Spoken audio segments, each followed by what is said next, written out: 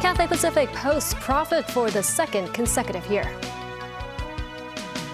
Medical devices donated to the city's 2 medical schools end up in 2 private hospitals. And in Pakistan, security forces rescue more than 100 hostages from a hijacked train.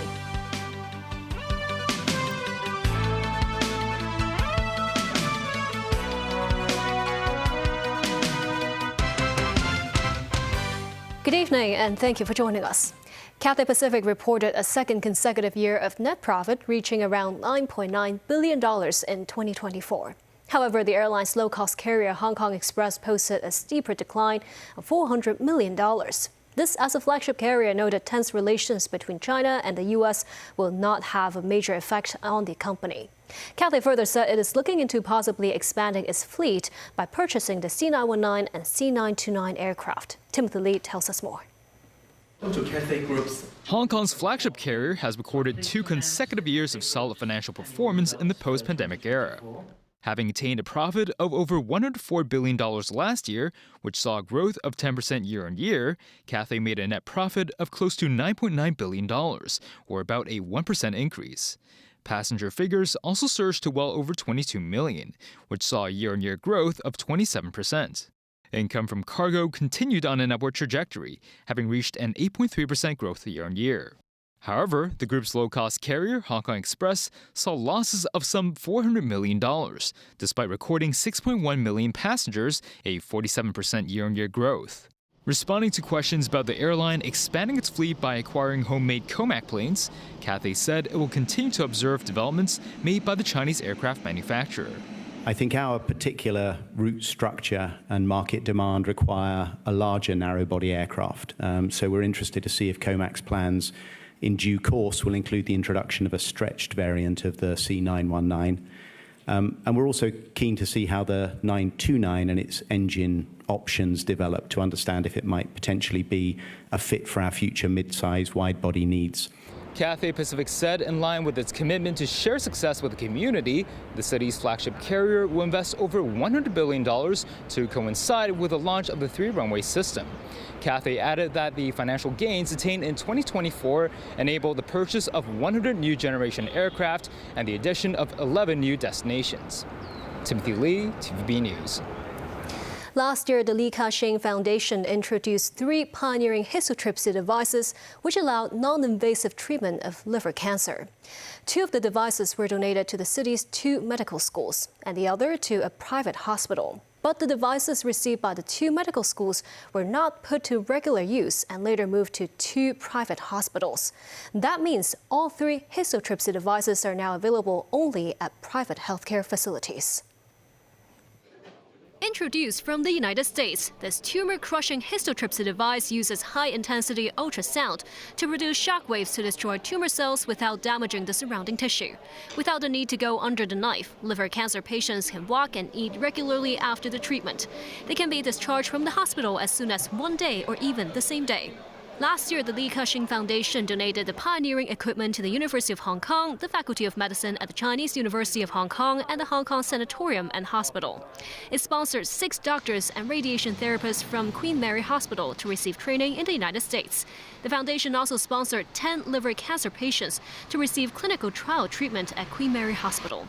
The first device successfully treated 30 liver cancer patients within 90 days. The HKU Faculty of Medicine said it plans to incorporate the treatment into their regular services so more patients at public hospitals can benefit. However, the device received by HKU was moved to Gleneagles Hospital, a private hospital. Gleneagles announced that starting later this month, it will use the device to provide treatment for liver cancer patients. The fees for both examination and treatment are set at $308,000 or $258,000 for Hong Kong residents. The histotrypsy device received by the Faculty of Medicine at the Chinese University of Hong Kong will be moved to COHK Medical Center, also a private hospital. The hospital is collaborating with an insurance company so that the cancer treatment package will be included in some insurance policies after the service is made official. Lawmaker Chen Huiyan urged the government to explain why such services are not retained at public hospitals after clinical studies. She said the government should also look into whether the public healthcare system lacks the talent to operate such machines, which led to the devices being transferred to the private hospitals. Chen added the government should subsidize underprivileged liver cancer patients to receive such treatment for fairer access. Starting March 24th, patients at public hospitals and clinics will receive a maximum of 24 weeks' worth of prescribed medicine at a time.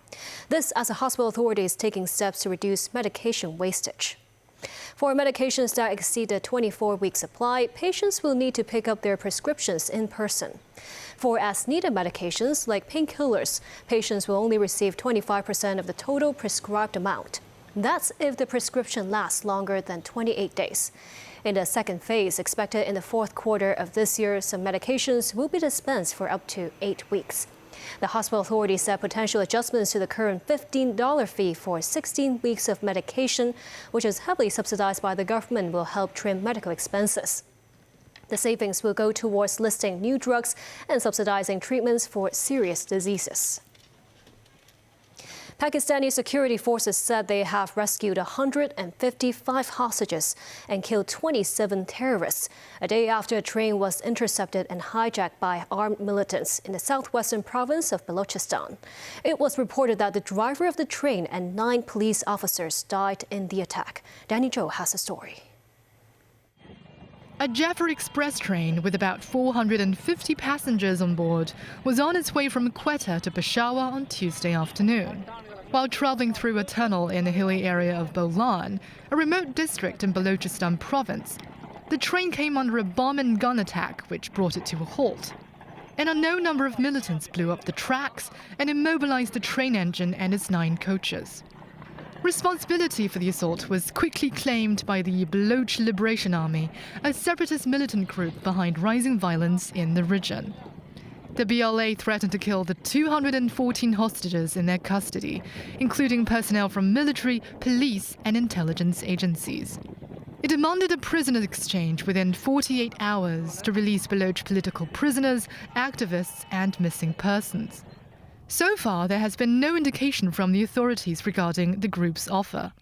Officials confirmed the security forces, backed up by helicopters, are engaged in gunfire exchange with the attackers.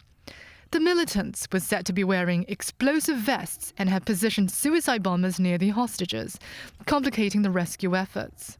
Nearby hospitals have gone into emergency mode and a relief train was dispatched to the site.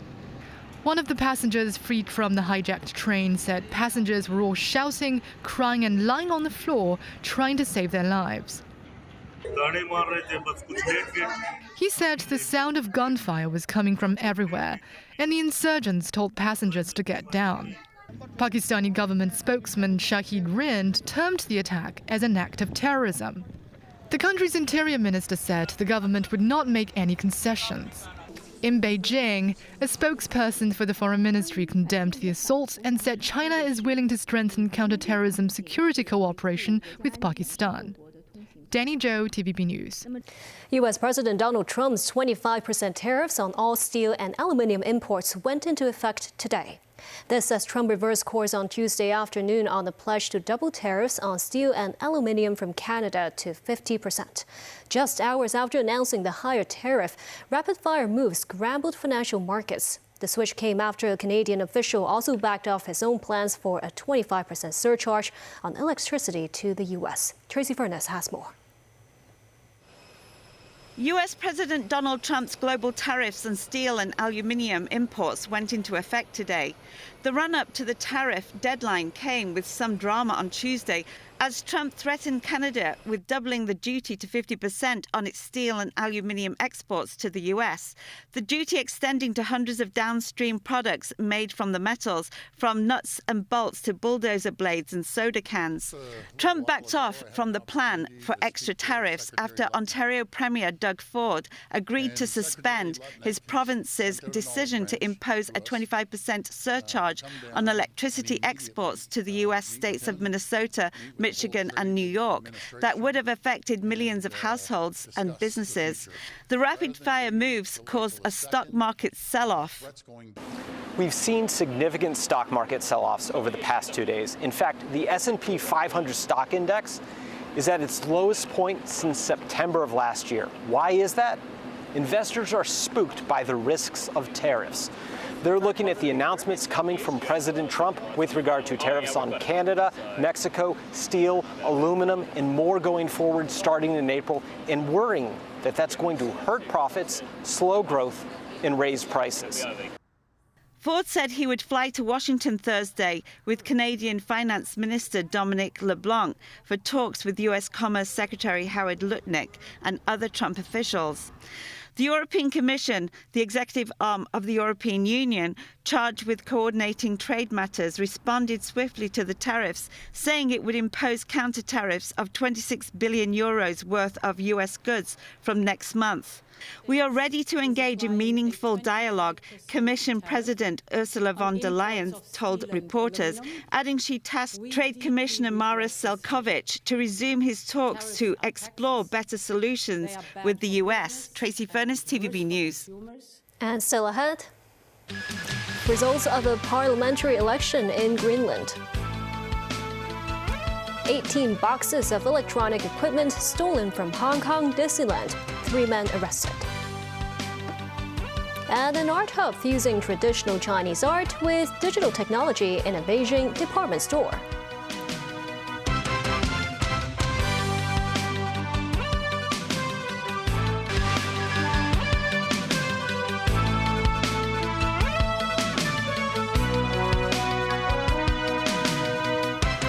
Welcome back.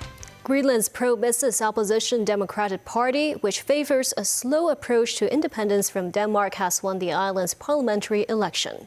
The vote was dominated by U.S. President Donald Trump's pledge to take control of the island. Daniel Rao tells us more. Democrats had secured 29.9% of the votes in Greenland's parliamentary election, with all ballots counted. That's up from 9.1% in 2021.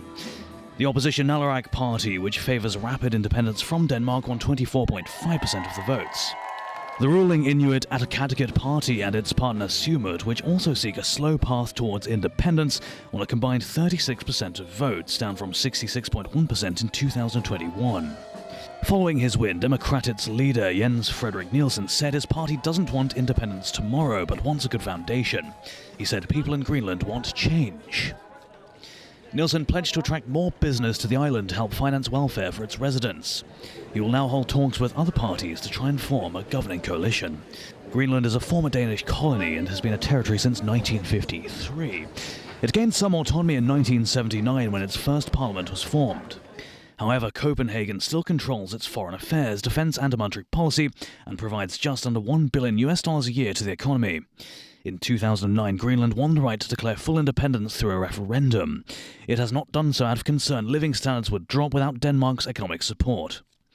The election came with the vast island, which has a population of just 57,000, caught up in a geopolitical race for dominance in the Arctic, where melting ice caps are making its resources more accessible and opening new shipping routes. Since taking office in January, US President Donald Trump has vowed to make Greenland part of the United States, saying it is vital to American security interests. However, the idea has been rejected by most Greenlanders.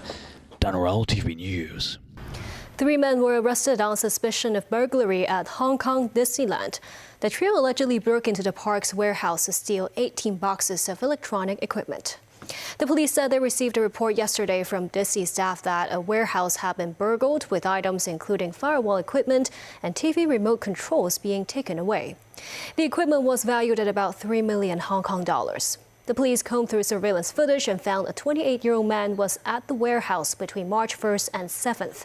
The man was reportedly arrested in Tai Po last night. Further investigations found the suspect sold the stolen goods to a recycling shop in Sham Shui Po for $300,000. Some items were resold to a friend.